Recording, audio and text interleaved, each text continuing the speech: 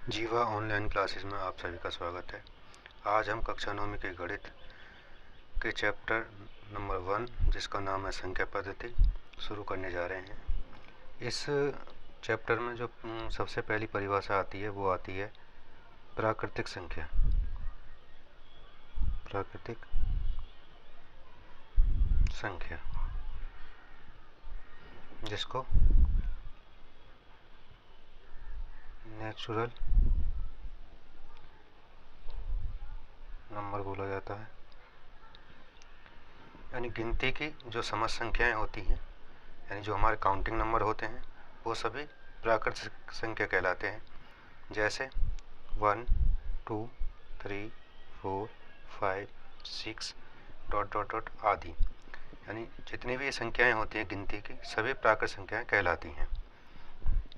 इसमें जो दूसरे नंबर पर जो परिभाषा आती है वो आती है पूर्ण संख्या।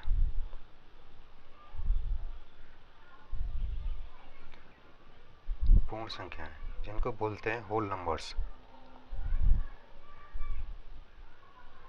Whole numbers.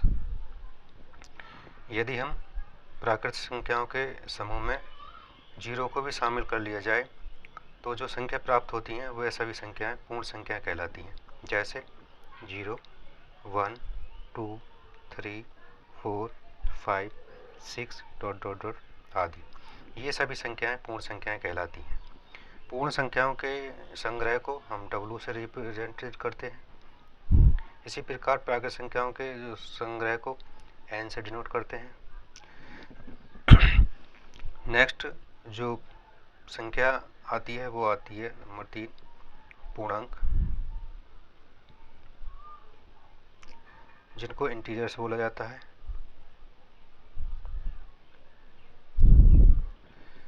अब हम अगर पूर्ण संख्याओं के समूह में, पूर्ण संख्याओं का समूह कौन सा, 0, 1, 2, 3, 4, 5 ... के साथ प्राकृतिक संख्याओं के ऋणात्मक मान को भी शामिल कर लें, जैसे -1, -2, -3, -4, तो ये सभी संख्याएं पूर्णांक कहलाती हैं। पूर्णांकों के संग्रह को हम Z से रिप्रेजेंटेड करते हैं। पूर्णांक दो प्रकार के होते हैं, धनात्मक पूर्णांक और ऋणात्मक पूर्णांक। 0 से बड़ी जो धनात्मक संख्याएं होती हैं जैसे 1, 2, 3, ये सभी धनात्मक पूर्णांक कहलाती हैं, यानी पॉजिटिव इंटीजर।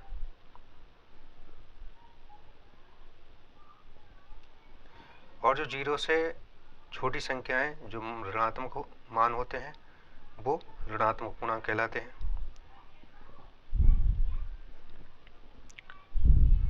ऋणात्मक पूर्णांक यानी नेगेटिव इंटीजर।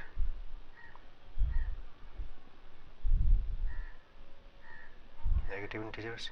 और यहाँ पर जो 0 होती है, 0 जो होती है वो या ना तो धनात्मक होती है और न ऋणात्मक, न धनात्मक होती है और न ऋणात्मक। चौथे नंबर की जो परिभाषा आती है इस चैप्टर में वो आती है परिमेय संख्या।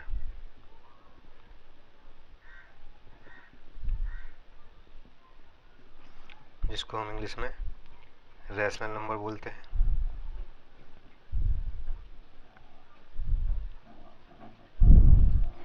रैशनल नंबर को हम इस प्रकार डिफाइन कर सकते हैं कि वह संख्या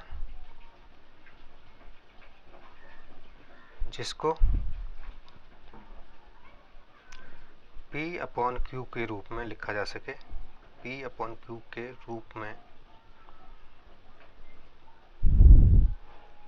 लिखा जा सके,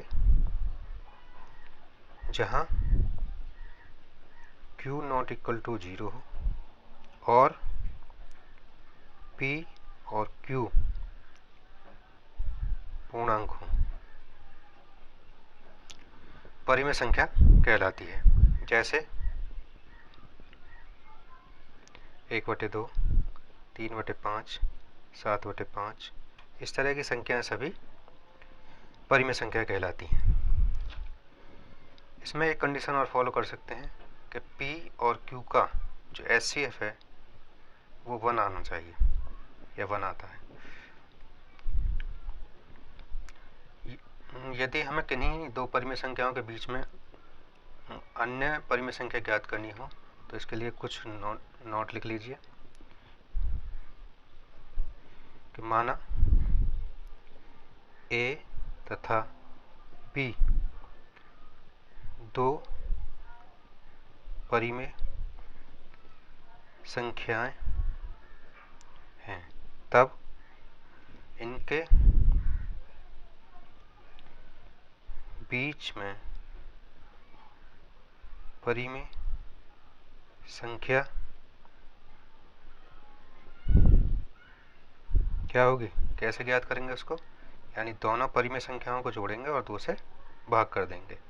ये सूत्र आप दोनों इसमें अप्लाई करेंगे जब किन्हीं दो परिमेय संख्याओं के बीच में हमें और परिमेय संख्याएं ज्ञात करनी हो। इसके बाद एक नोट और लिख लीजिए जो एग्जाम में पूछा जाता है कि किन्हीं दो दी हुई परिमेय संख्याओं के बीच अपरिमित रूप से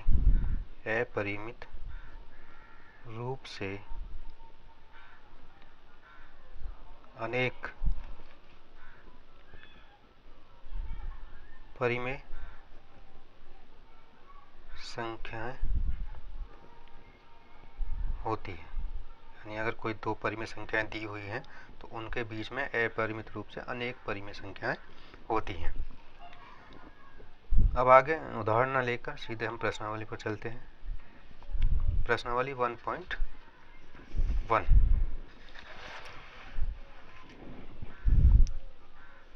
जिसका प्रश्न नंबर 1 देखिए। प्रश्न नंबर 1 क्या कहता है, क्या 0 एक परिमेय संख्या है? क्या इसे आप P/Q के रूप में लिख सकते हैं जहां P और Q पूर्णांक हैं और Q की वैल्यू 0 नहीं है? तो इसका सॉल्यूशन करेंगे तो आपका उत्तर होगा हाँ, 0 एक परिमेय संख्या है। क्यों? क्योंकि 0 को हम 0/1 लिख सकते हैं और यहाँ पर जो Q की वैल्यू है वो नॉट इक्वल टू 0 है, इसलिए 0 एक परिमेय संख्या है। तो आप इसको लिखेंगे कैसे कि 0 एक परिमेय संख्या है क्योंकि 0 को 0/1 अर्थात P/Q के रूप में लिखा जा सकता है जहां Q नॉट इक्वल टू 0 हो। ठीक है, इस तरह से आप इसको कारण से बता देंगे। अब आगे चलते हैं नेक्स्ट प्रश्न पर जो कि प्रश्न नंबर 2 है और उसमें आपको 3 और 4 के बीच में 6 परिमेय संख्याएं ज्ञात करनी है।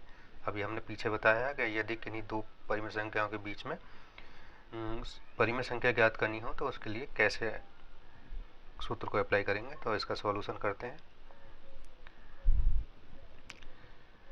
तो 3 और 4 के बीच में हमें 6 परिमेय संख्याएं ज्ञात करनी है। तो पहली परिमेय संख्या निकालेंगे तो अभी पीछे बताया था कि उन दोनों संख्याओं को जो परिमेय संख्या दी है जोड़ेंगे और 2 से भाग कर देंगे तो उनके बीच में जो परिमेय संख्या ज्ञात हो जाएगी। तो 4 और 3 को जोड़ेंगे तो 7/2, यानी पहली जो परिमेय संख्या होगी वो 7/2 होगी 3 और 4 के बीच में।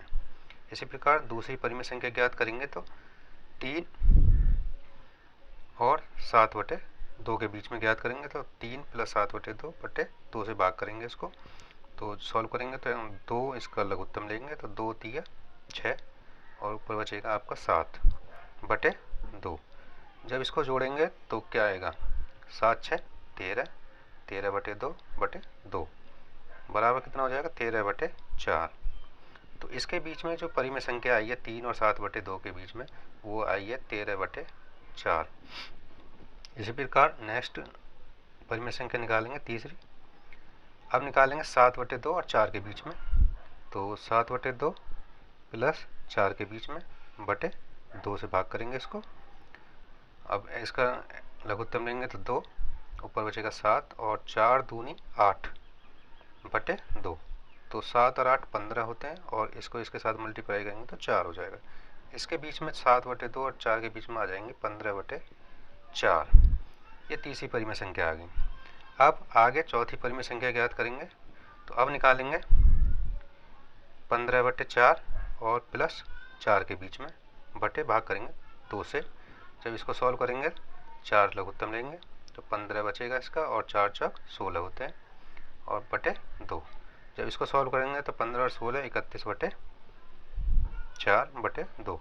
सॉल्व होकर आ जाएगा 31/8। यानी अभी जो ये 15/4 और 4 के बीच में जो परिमेय संख्या आएगी वो आएगी 31/8।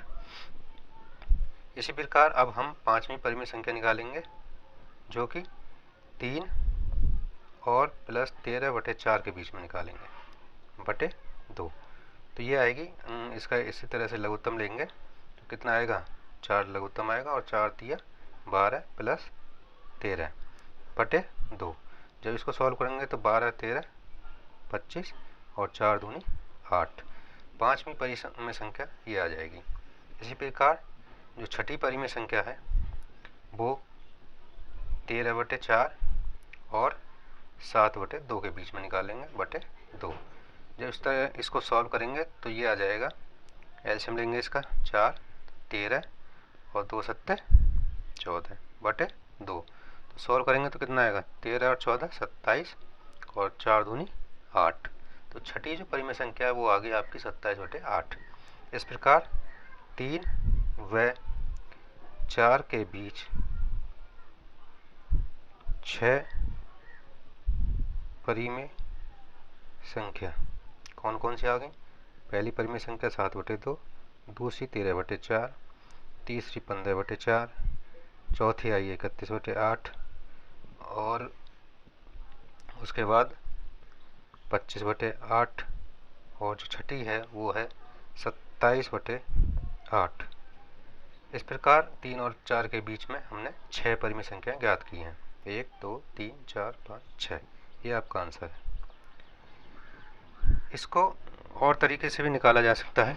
दूसरा मेथड आपको इस तरह से निकाल सकते हैं कि यदि कोई इस तरह से दो परिमेय संख्याएं दी हैं तो इनको एक दूसरे तरीके से भी निकाला जा सकता है। 3 और 4 के बीच में हमें कितनी परिमेय संख्या ज्ञात करनी है, 6। तो ये आपका सेकंड मेथड है। इस तरह से निकाल सकते हैं कि 3 को हम किस तरह से लिख सकते हैं, 3/1, और आपके कितनी परिमेय संख्याएं पूछी हैं, 6। इसको लिख सकते हैं 6 + 1 = 7। तो ये 7 आया है, इसको इसके अंश व हर में मल्टीप्लाई करेंगे तो ये हो जाएगा 3 × 7 बटे 1 × 7। तो ये हो जाएगा 21/7। इसी प्रकार 4 को लिख सकते हैं हम 4/1 बराबर, तो इसको मल्टीप्लाई करेंगे 7 से अंश व हर में तो ये हो जाएगा 28/7। इस प्रकार इन दोनों संख्याएं जो प्राप्त हुई हैं 21/7 और 28/7, जो इनके बीच में परिमेय संख्या आती हैं वो आती हैं 22/7, 23/7, 24/7 और 25/7, 26/7 और 27/7। तो 3 व 4 के बीच 6 परिमेय संख्याएं कौन कौन सी होंगी, 22/7, 23/7, 24/7, 25/7, 26/7 और 27/7। इस प्रकार हम 3 व 4 के बीच में 6 परिमेय संख्याएं भी ज्ञात कर सकते हैं। आपका ये आंसर है। अब आगे चलते हैं नेक्स्ट प्रश्न पे, जो कि प्रश्न नंबर 3 है। इसमें आपको क्या ज्ञात करना है कि 3/5 और 4/5 के बीच में 5 परिमेय संख्याएं ज्ञात करनी है। तो जो मैंने अभी सेकंड मेथड बताया उससे इसको आसान होता है, इसी से करेंगे। देखिए आपकी जो परिमेय संख्या दी है 3/5, कितनी पूछ रहा है वो 5, तो 5 + 1 बराबर कितना होता है 6। तो 6 को इसके अंश व्यवहार में मल्टीप्लाई कर देंगे, यानी गुणा करेंगे 6, 5 × 6, तो ये हमें प्राप्त होगा 18/30। और दूसरी जो दी हुई है परिमेय संख्या है वो 4/5, इसके भी अंश व्यवहार में 6 के गुणा करेंगे तो 4 × 6 और 5 × 6, तो ये प्राप्त होता है हमें 24/30। इस प्रकार ये दो परिमेय संख्या प्राप्त हुई हैं। तो इनके बीच में जो 18/30 और दूसरी जो प्राप्त हुई है वो है 24/30। इनके बीच में जो आने वाली परिमेय संख्या है वो है 19/30, 20/30, 21/30, 22/30 और 23/30, यानी ये 5 परिमेय संख्या आती हैं जो कि 18/30 और 24/30 के मध्य हैं। तो 3/5 व 4/5 के बीच 5 परिमेय संख्या कौन कौन सी होंगी? वो होंगी 19/30, 20/30 और 21/30, 22/30 और 23/30। ये 5 परिमेय संख्या इसके बीच में आएंगी। अब आगे चलते हैं नेक्स्ट प्रश्न नंबर 4 पर, जो कि इस प्रकार है। ये कह रहा है कि नीचे दिए गए कथन सत्य हैं या असत्य हैं, कारण के साथ अपने उत्तर दीजिए। तो पहला जो पार्ट है इसका वो है कि प्रत्येक प्राकृत संख्या एक पूर्ण संख्या होती है। कारण सहित उत्तर देना। पहले तो आपको बताने के सत्य या असत्य। तो कारण देखिए, जो नेचुरल नंबर होता है वो होता है 1, 2, 3, 4 डॉट डॉट आगे, और जो होल नंबर्स होता है जिसे W से रिप्रेजेंट करते हैं वो होता है 0, 1, 2, 3, 4। तो इसमें देखिए जो नेचुरल नंबर है वो होल नंबर्स में आ रहे हैं, लेकिन जो होल नंबर्स वाली 0 है वो उसमें नेचुरल नंबर में नहीं आती है। तो इसलिए ये कथन क्या है? सत्य है। क्यों सत्य है? क्योंकि जो प्राकृत संख्या है प्रत्येक सत्य है। कारण बताना है आपको, तो कारण लिख दीजिए, क्योंकि प्रत्येक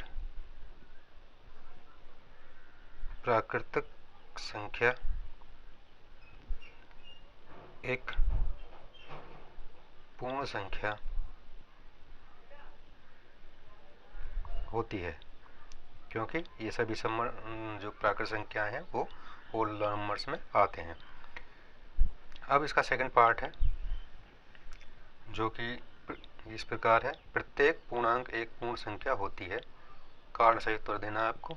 तो देखिए पूर्णांक क्या होते हैं? 0, 1, 2, 3 इस तरह से, और इसकी माइनस वैल्यू 1, -1, -2 और -3, ये पूर्णांक होते हैं जिनको इंटीजर्स बोलते हैं, जेड से रिप्रेजेंट करते हैं। और जो होल नंबर्स होते हैं वो होते हैं 0, 1, 2, 3 डॉट डॉट डॉट आगे। तो अब देखिए इसमें जो पूर्ण संख्याएं हैं, पूर्णांक के सारे नंबर्स जो पूर्ण संख्या में नहीं आते हैं, इसलिए ये कथन क्या है? असत्य है। क्योंकि पूर्ण संख्या